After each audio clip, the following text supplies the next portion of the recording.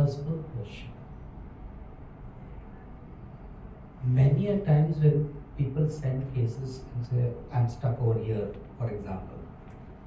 So when I go through this entire questionnaire that they have done, I tend to ask them back, why did you ask this question? 9 out of 10 people will tell you, Mujhe laga, I thought, that's why I asked this question. The answer is, that is the reason why you are stuck. Because your question is not pertaining to the patient's problem. Remember during our school days, whenever in the question paper, if there was one wrong question, we immediately would stand up and say, this question is out of portion. We should get 5 marks. Yes or no? Yes. Huh? So the question should have a thorough purpose for it. This is the first and important P that I have even put down in the book also. Without a purpose, always remember, do not expect any answer from the patient. And whenever you are asking any question, please write down that question and see whether that question is having any meaning to whatever the patient has said. Because if that question that you are asking doesn't relate or doesn't cater to the person's problem, again you will not get any answer. Is your question having a proper link to the problem of the patient? Then it becomes a purposeful question. And once your question is purposeful, whatever answer that the person is going to give, initially I'm talking about, tell me your problems, when you start there, the first thing that you are going to get is all sorts of possibilities. I have this problem, I have headache problem, I have joint problems, I have skin problem, right? And you are not further asking question, you're waiting for the person to finish. So these are the different possibilities for that subject to come up. So when your first P is purpose, second P that comes up is the possibilities. That is the problems for that person. The possibilities can be 1, 2, 3, 4, 5, we do not know. Are you getting? Yeah. So when you further probe into that possibility, what bothers you the most? Then you will get probability. Probability means either this or that is the problem for you. Where there are more than one chances of it. So initially he gave you 5, 6 issues. You ask the question, what bothers you the most? He comes up with 2 issues. For example, that becomes the probability. Probably this or that. When you further explore, then he boils down to only one. This is my problem, doctor, which is of utmost importance and I need to really address to this problem. That is your prospect. So the idea is, when you get into this piece, you get the idea is, you have, the first is purpose. Your question should have a thorough purpose in asking what you're asking. Without a proper purpose, no answer can be expected. Right? This purpose further goes into possibilities. Where there could be 1, 2, 3, 4, 5, many possibilities can be there. For that person, these are the problems for me. That means these are the possibilities for that person. When you probe further, what bothers you the most? Then he comes down to the probabilities.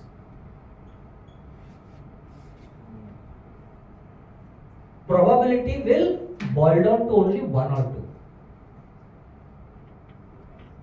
When you further probe which one is the most, this or that, then the person will say, doc, this particular issue is of utmost problem for me. That is the prospect. Prospect means that single path of problem which needs to be addressed to. Our report card is a prospect card, right? This is what you have done finally at the end, right? So the person will get into the prospect, and once you get into the prospect as a physician, because now that path which he has been telling you is of utmost problem, remember, he has not traveled beyond that till now, ever.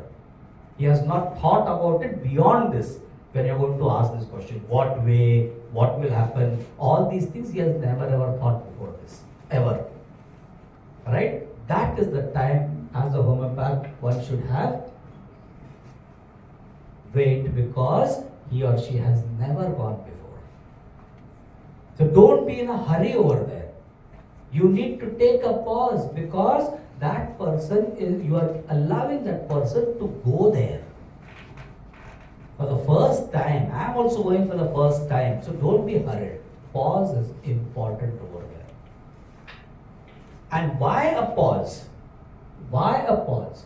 Because even going through all this and reaching to the prospect, still there might be chances that this prospect is wrong.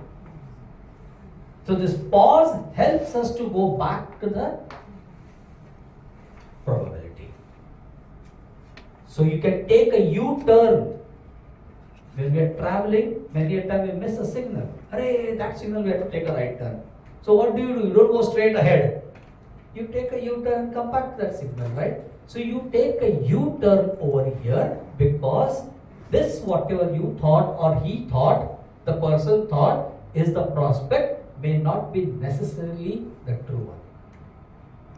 So if it is not going, your pause helps you to analyze. Even you can analyze. You can read that thing till that person is going to describe further what is happening. So that idea is very, very important, that you do not rush in with your questions in that moment of time. So this pause is simply a scientific pause. For two reasons. One reason is that the person is going beyond that for the first time.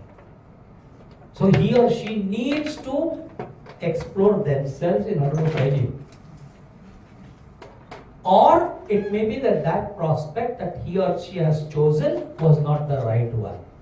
So therefore, it helps you to take a U-turn and go back to the probabilities and see what was the thing that was bothering that person. Once that is happening, then you will always notice that the pitch, volume, rhythm, pace, sound of the person changes. Because now it is something deeper that the person is going.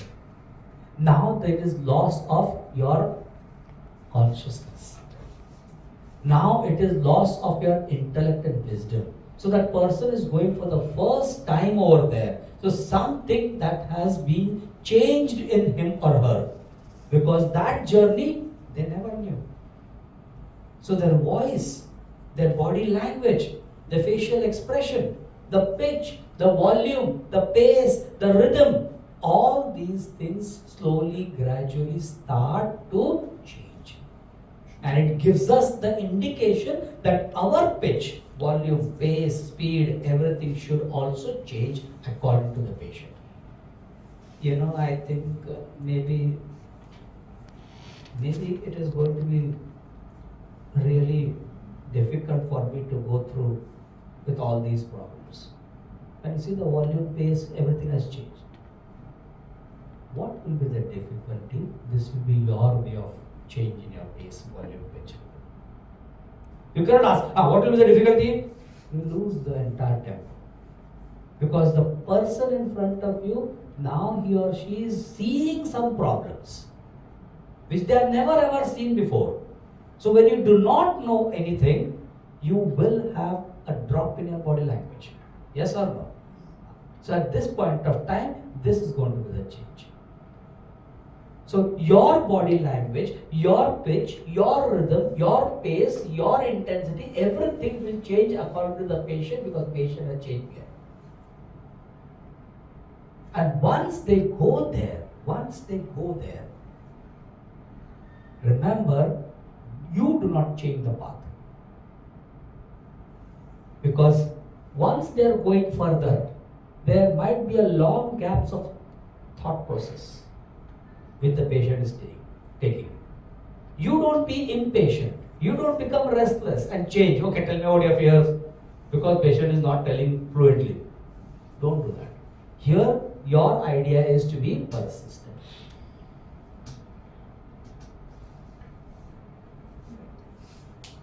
Stay at that place. Be persistent.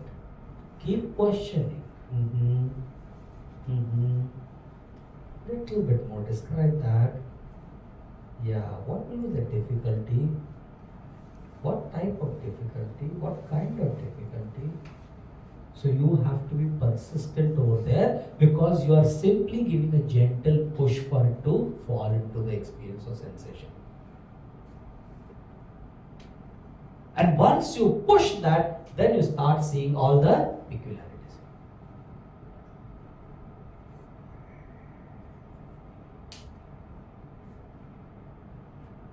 So if your purpose is clear, possibilities you are noting it down, probabilities you are getting, see the prospect what is coming up. Not necessarily always the prospect will be the same, that whatever in one shot they will give you the prospect. If that is not happening, take a pause.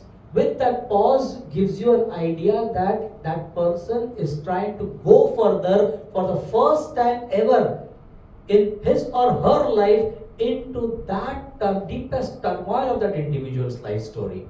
Right? If it doesn't go by any chance, then this pause helps you to go back, take a U-turn and look at what was the problem in that probabilities.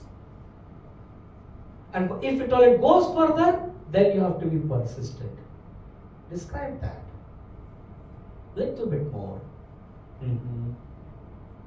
Don't change the area, don't change the question at all. Because this, when you keep it proper, intact over here at this point of time, because knowing that this person has gone for the first time, experiencing it for the first time, allow that space and you be persistent. Then you start listening to entire peculiarity, something that is strange. This is the journey from the purpose to peculiarity.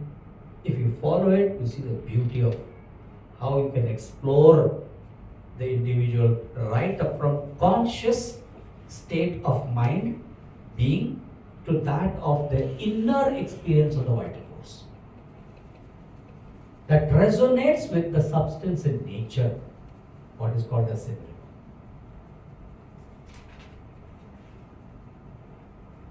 Getting this?